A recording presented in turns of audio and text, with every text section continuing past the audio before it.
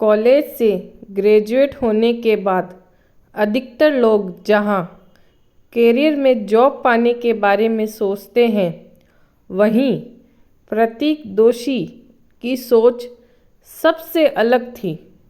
वो कुछ अलग करना चाहते थे जो अब तक कभी किसी ने नहीं किया। लेकिन उनके पास सबसे बड़ा सवाल यह था कि आखिर वह कौन सा बिजनेस करेंगे, क्योंकि उस समय पहले से ही बहुत सारे बिजनेस मौजूद थे और प्रतीक के पास कोई आइडिया नहीं था। उन्हें सिर्फ इतना पता था कि वे अपना खुद का कुछ करना चाहते हैं। बरसात के मौसम में एक दिन प्रतीक जब मुंबई के लोकल ट्रेन का धक्का खाते हुए बारिश से बचते बचते घर जा रहे थे, तब उनकी नज़र अचानक छतरी पर जाकर रुकी। जब उन्होंने ध्यान दिया तो पाया कि सभी लोगों के पास सिर्फ काले और हल्के रंगों की ही छतरी है। छतरी में किसी भी तरह की कोई प्रिंट या डिज़ाइन नहीं है। लोगों के इन छतरी को देखते हुए उन्हें एक बहुत ही ज़बरदस्त आइडिया उनके दिमाग में आया। उन्होंने सोचा, क्यों ना डिज़ाइन और प्रिंट वाले छतरी का बिजनेस किया जाए, क्योंकि यह बिजनेस कोई नहीं कर रहा है तो उनका ये बिजनेस पूरी तरह यूनिक होगा। इस आइडिया को सोचकर प्रतीक बहुत खुश हो गए और वह अपने घर गए। घर जाकर जब उन्होंने अपना ही आइडिया अपने परिवार को बताया, तब उनके परिवार ने उनसे कहा कि क्या तुमने छतरी बेचने के लिए इतनी पढ़ाई की है। घर वालों को प्रतिक्रिया देखकर प्रतीक जरूर निराश हुए, लेकिन तब तक प्रतीक के मन में यह आइडिया पूरी तरह बस चुका था। उन्हें सिर्फ किसी भी हालत में अपनी छतरी का बिजनेस शुरू करना था। जब प्रतीक अपनी छतरी के बिजनेस के लिए ब्लूप्रिंट तैयार कर रहे थे, उनके दोस्त उनके घर आकर उनसे पूछते थे कि भाई तू क्या कर रहा है। तो प्रतीक जवाब में कहते थे कि मैं अपना छतरी का बिजनेस करना चाहता हूँ। अपनी छतरी बिजनेस के लिए उन्होंने डिज़ाइनर से डिज़ाइन तैयार करवाए, लेकिन जब उन्होंने ये डिज़ाइन पब्लिशर को दिखाया तो कोई भी पब्लिशर उनके डिज़ाइन को पब्लिश करने के लिए नहीं माने, क्योंकि इंडिया जैसे देश में नई नई चीज़ों को जल्दी से एक्सेप्ट नहीं किया जाता है। इसीलिए कोई भी प्रतीक के डिज़ाइन को पब्लिश करने के लिए मान ही नहीं रहे थे। लेकिन प्रतीक ने हार नहीं मानी और एक के बाद एक पब्लिशर के पास जाते रहे। 11 पब्लिशर ने उनके डिज़ाइन को बेकार बताया। उनकी डिज़ाइन छतरी पर प्रिंट और उसकी मार्केटिंग करने से मना कर दिया था।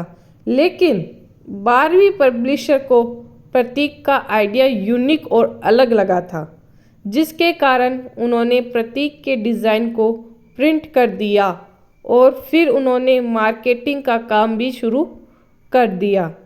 प्रतीक ने अपनी छतरी पर वड़ा पाव, स्माइली जैसे अलग अलग तरह के कई सारे डिज़ाइन प्रिंट करवाए। सारी छतरी प्रिंट हो जाने के बाद प्रतीक ने खुद मार्केटिंग का काम भी शुरू कर दिया। 6 महीने तक प्रतीक इस काम में जुटे रहे, लेकिन कड़ी मेहनत के बाद भी उन्होंने सिर्फ 800 छतरी ही बेचे थे।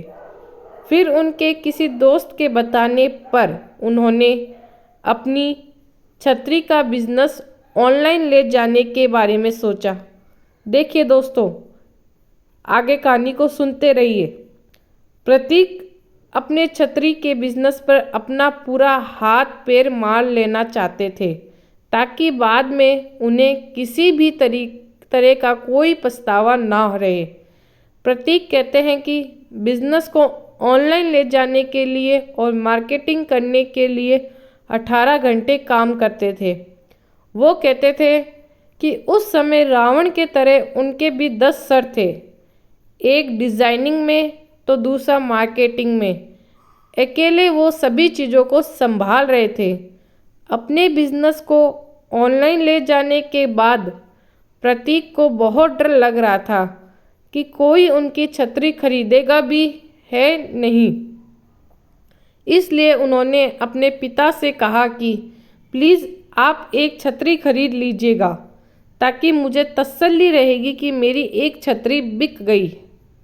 लेकिन जैसे ही उन्होंने अपना बिजनेस ऑनलाइन किया और लोगों को छतरी के बारे में पता चला, तो उनकी छतरी की सेल काफ़ी ज़्यादा बढ़ गई। कोलकाता, तमिलनाडु, गुजरात जैसे राज्यों में उनकी छतरी की बहुत डिमांड की गई।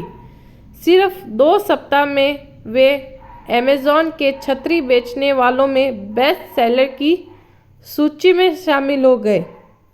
इस तरह प्रतीक ने अपने छोटे से आइडिया को एक मल्टी मिलियनियर बिजनेस बना दिया और एक सक्सेसफुल बिजनेसमैन बन गए। लेकिन उनका यह सफ़र बिल्कुल आसान नहीं था, क्योंकि किसी ने उनका साथ नहीं दिया। कई महीनों तक बिना किसी उम्मीद के मेहनत करने के बाद उन्हें वह मिला जिसकी उन्होंने कल्पना भी नहीं की थी। बिजनेस और सक्सेस ऐसे ही होती है। इसमें व्यक्ति को एक सही आइडिया पर लगातार काम करना होता है और उनकी मेहनत रंग जरूर आती है। प्रतीक दोषी, जो ये बिजनेसमैन है एक सफल, वो कहते हैं कि if you do hard work then it never goes in वेटर। मतलब अगर आप में तार मेहनत करेंगे तो आपकी मेहनत कभी भी पानी में नहीं जाएगी। धन्यवाद दोस्तों।